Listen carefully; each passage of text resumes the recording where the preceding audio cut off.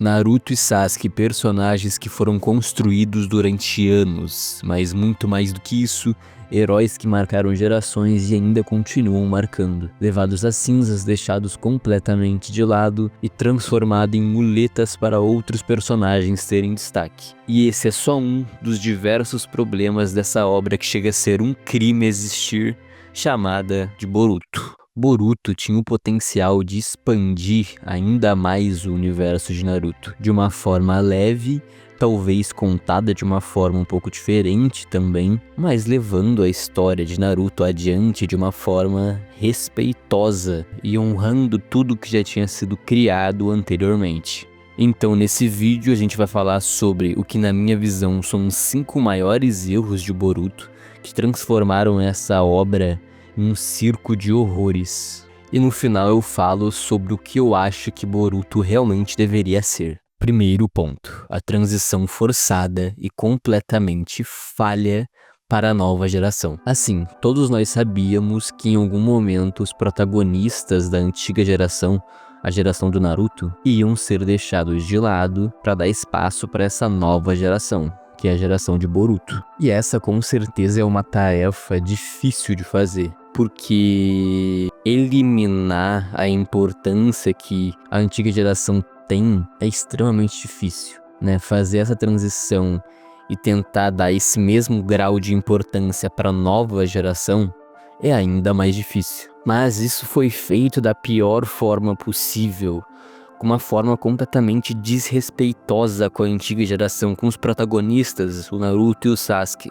O Naruto anteriormente sendo visto como um herói lendário do mundo shinobi, sendo reduzido para um pai ausente que serve café. E o Sasuke, de um vingador perigoso e temido, para um mensageiro. E com certeza essa transição geracional poderia ter sido feita de uma maneira muito mais suave, que é exatamente o que a gente vai falar agora. O enfraquecimento abrupto dos protagonistas da antiga geração. Falando agora um pouco sobre como o Naruto e o Sasuke foram enfraquecidos para dar espaço para essa nova geração, o que já era de se esperar, obviamente, mas eu quero tocar no ponto aqui do como isso foi feito e não o porquê. E a forma como isso foi feito chega a ser cômico. O Naruto perdendo a Kurama, que é a maior fonte de poder dele, para uma transformação que foi recém-apresentada na obra, foi apresentada no episódio e completamente condenada no outro. E já levando ao ponto de que essa transformação poderia ter sido muito melhor trabalhada e desenvolvida e aproveitada realmente, e não simplesmente ter sido introduzida e descartada na obra nessa velocidade. E o Sasuke perdendo o Rinnegan para uma kunai, uma cena nem um pouco digna de tudo que o personagem representa da obra, do poderio que esse personagem representa na obra, de tudo que ele fez. Porra, ele lutou com a Kaguya, entendeu? E ele perdeu pra uma kunai.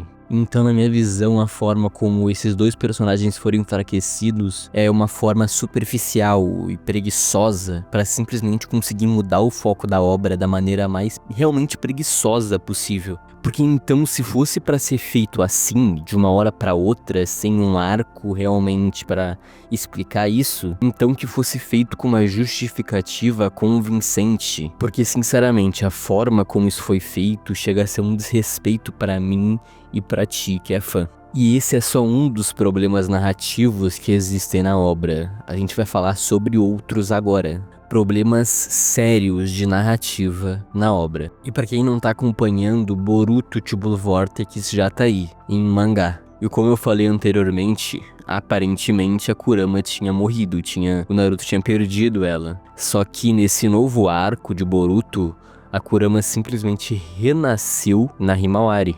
E por que na minha visão isso é um problema? E não só na minha visão, tá? Porque principalmente isso assassina toda a lore de Naruto. Porque afinal todas as bijus que renascem, elas renascem fora de um Jinchuriki e não dentro dele. Mas eu não vou nem focar muito nessa parte, porque na verdade todos nós sabemos que esse reaparecimento da Kurama, ainda mais na Himawari, é simplesmente uma tentativa desesperada de fazer os fãs de Naruto voltarem a acompanhar Boruto. Porque existe fanservice maior do que trazer a Kurama de volta em um arco novo, com certeza atiçou a minha curiosidade de fã e com certeza também ativou essa nostalgia em mim. Inclusive, falando sobre nostalgia, esse é realmente uma questão que Boruto se apoia muito. Usa nostalgia, esse sentimento nostálgico dos antigos fãs de Naruto como uma muleta realmente para conseguir audiência para essa série. E depois que eles conseguem essa audiência, eles exaltam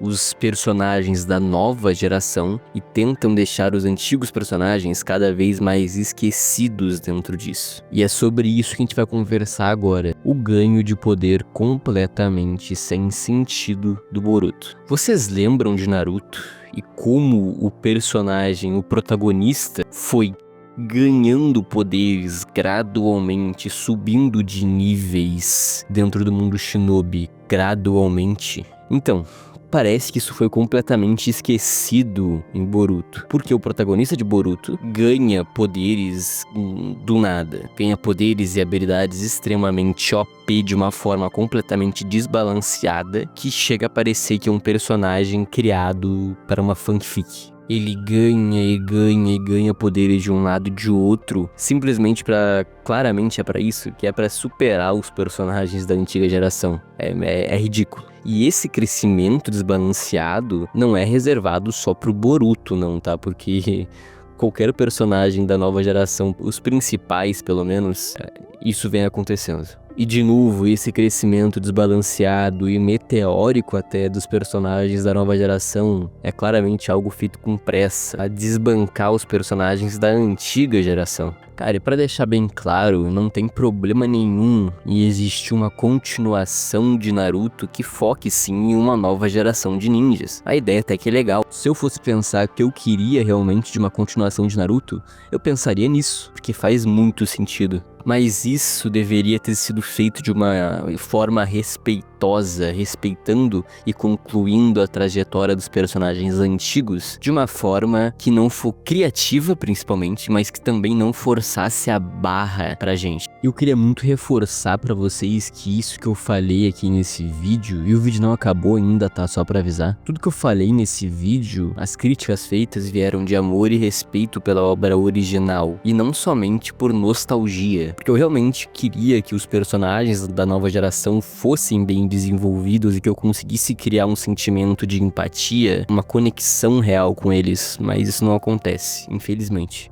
Mas aqui, para não falarem que eu só critico os personagens de Boruto, vão assistir este vídeo que tá aparecendo para vocês aí na tela, onde eu comento sobre as escolhas contraditórias que o Sasuke fez durante toda a história dele. Valeu e até a próxima.